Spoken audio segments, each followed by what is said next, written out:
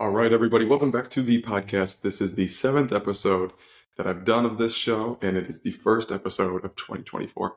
I hope you're having a great start to the new year. I know I am, and I'm excited to be doing this episode today. Now, the last few episodes, I've been talking about the process of buying a home and what happens during the process. Well, today, I'm going to change it up a little bit. I said I would be talking about offers and negotiations and what happens when those don't go the way you want. Well, I still plan on talking about that in the future, but with it being 2024, with it being the new year, I wanted to be more inspirational, wanted to talk about a motivational topic, right? There's a good chance that you're setting your goals for the new year, your New Year's resolutions, and maybe one of those goals is to buy your first house or to buy your next house. Well, if that's the case, then you came to the right place. Today, I'll be sharing 3 steps to buying a house in 2024. I will get back to the next topic. I will get back to the main topic of offers, negotiations, what happens when those go south. We'll talk about that, and we'll wrap up that little series in the next episode. So with that being said, let's begin this episode. So what's the first step to buying a house in 2024? Well, number one, you have to have a reason. You have to have a vision. So with this, think of the big picture. In other words, think of the who, the what, the where, the when, and the why. We'll work through those steps individually. Now, the who is pretty self-explanatory. Who are you going to be buying this house with? Is it just yourself? Is it you and a spouse? Is it you and a friend? Think about that. Once you've done that, think about where you would like to buy your house. Do you want it close to work? Do you want it close to your family? Do you want to be out in the country, or do you want to be out in the city? That's going to change your search. That's going to change how you look for homes. Once you've done that, think about when. It's always good to put a date on your goals. When you put a date, when you put an endpoint, it's more likely that you're going to take action sooner rather than later. When we put a target on something, we feel more inclined to move towards it.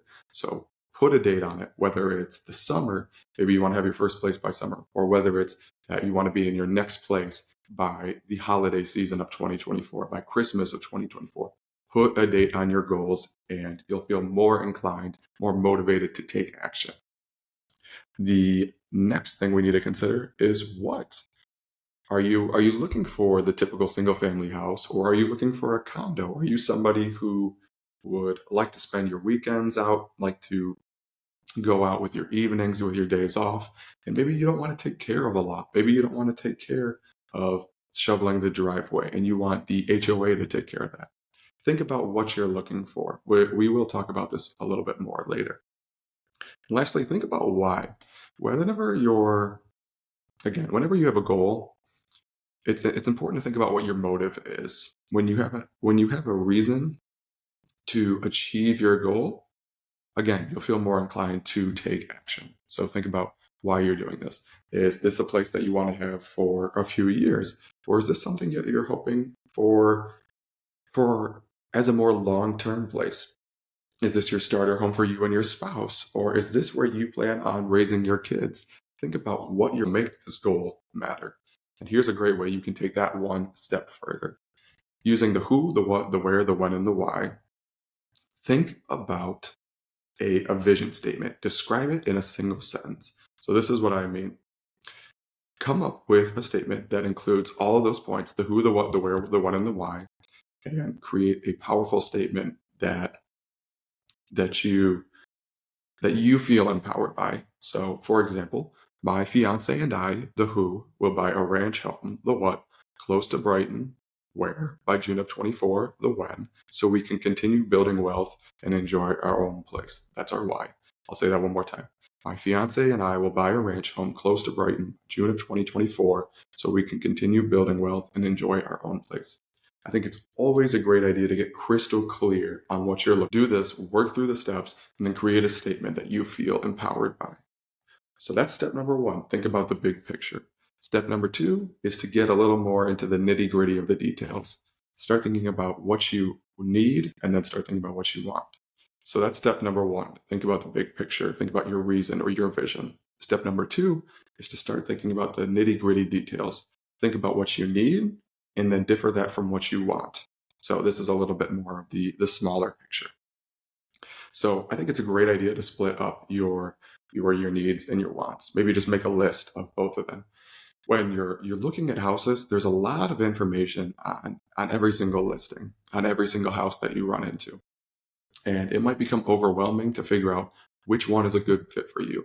Now, if you have an understanding of what's absolutely essential in your next home versus what might be nice in your next home, it will be easier to decide which house might be right for you. Maybe your needs include a house that has 3 bedrooms and is within 10 miles of downtown Brighton. And maybe your wants are to have a place with more acreage or to have a place on a lake. The truth is, no house is perfect. Some houses might have all of your wants, but none of your needs, and vice versa.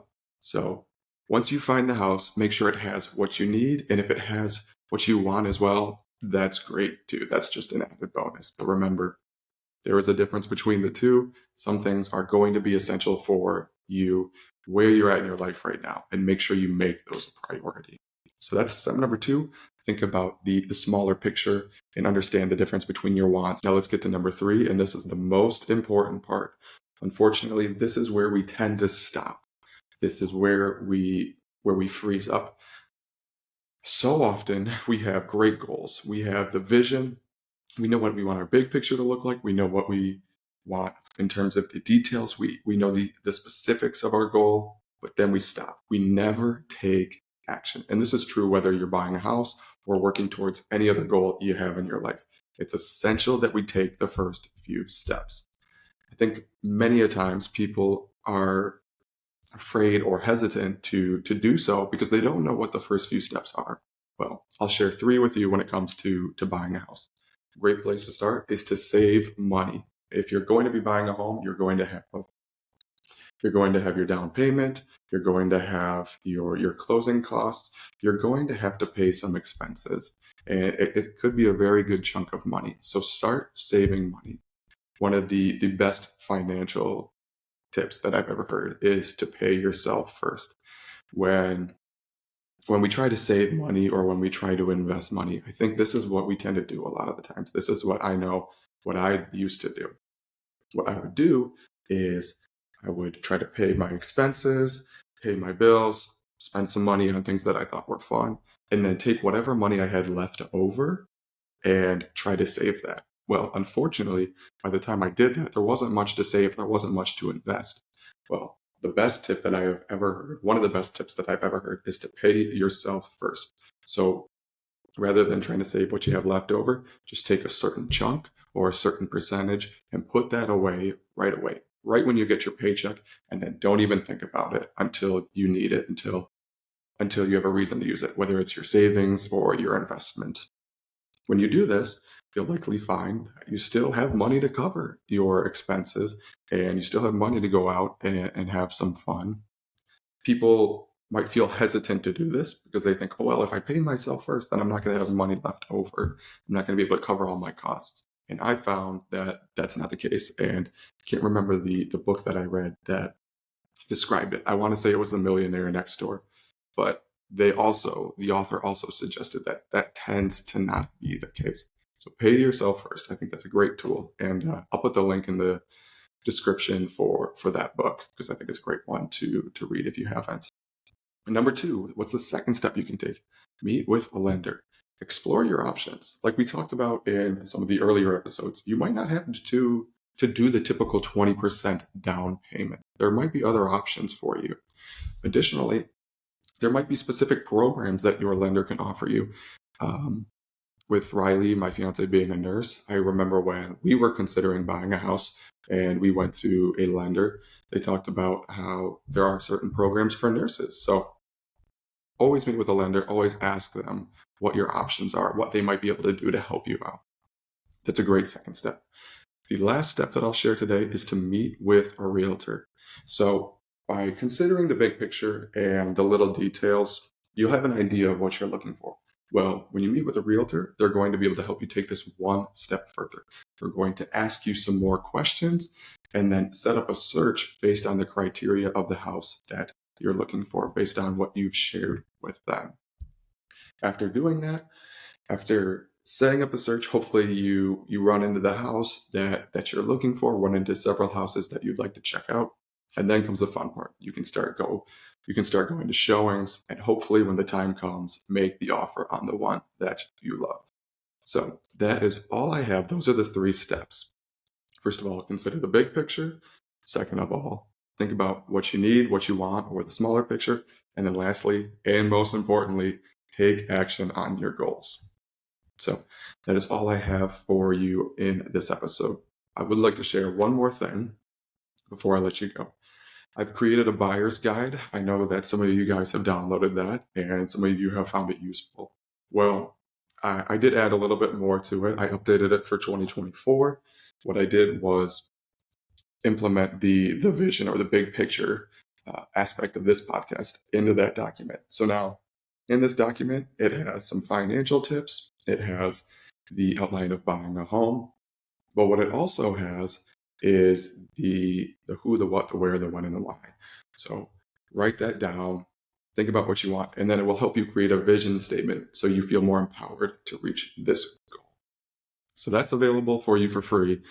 Just go ahead and click the link in the description, click on my link tree. Once you do that, there's a button that says Buyer's Guide, and you can download it right there. Super easy to get to. So thank you again for listening to this episode. Happy 2024. I hope you're having a great start to the new year. I hope you set a bunch of great goals and you're able to work towards and accomplish all of them. Thank you so much for listening to this episode. It means the world to me that you do. And I'll see you next time on the podcast.